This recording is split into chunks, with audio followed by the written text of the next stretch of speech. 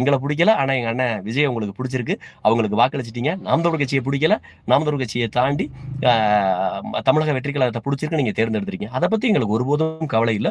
உங்களுடைய தேர்வு உங்களுக்கு நலன் பயக்க வேண்டும். அவர் நலன் பயக்காவிட்டால் அதை நலன் பயக்க செய்வது, அவர்களை எதிர்க்கட்சியாக இருந்து நல்வழிப்படுத்த வேண்டியது அண்ணன்மார்கள் அல்லது மூத்தோர்கள், அரசியல்ல முதலிருந்தே களமாடக்கூடிய எங்களுடைய கடமையா இருக்கு. நாங்க தொடர்ச்சியா நின்று போராடுவோம்.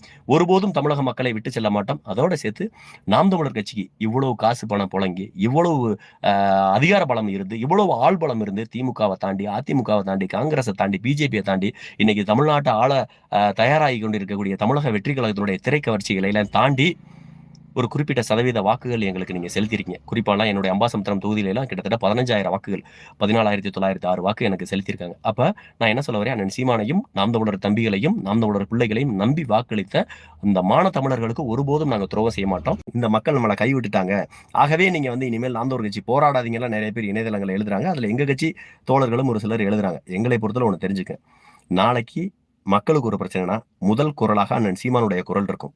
முதல் அறிக்கையாக அண்ணன் சீமானுடைய அறிக்கை, நாம் தமிழர் கட்சியினுடைய அறிக்கை வரும். அதனால நீங்க ஒண்ணு தெரிஞ்சுக்கங்க, நாங்கள் எப்போதும் மக்கள் பணியில இருக்கக்கூடிய நபர்கள், நாங்கள் போராளிகள். ஒருபோதும் இந்த தோல்விகளை பார்த்து தோண்டு போறதோ, மக்கள் மேல கோபத்தை காட்டுறதோ, மக்கள் மேல கோபத்தையே வெறுப்பையே காட்டி இந்த அரசியலை விட்டு கடந்து போற நபர்களோ, மக்கள் பிரதிநிதியா இருந்து கடந்து போற நபர்களோ நாங்கள் கிடையாது.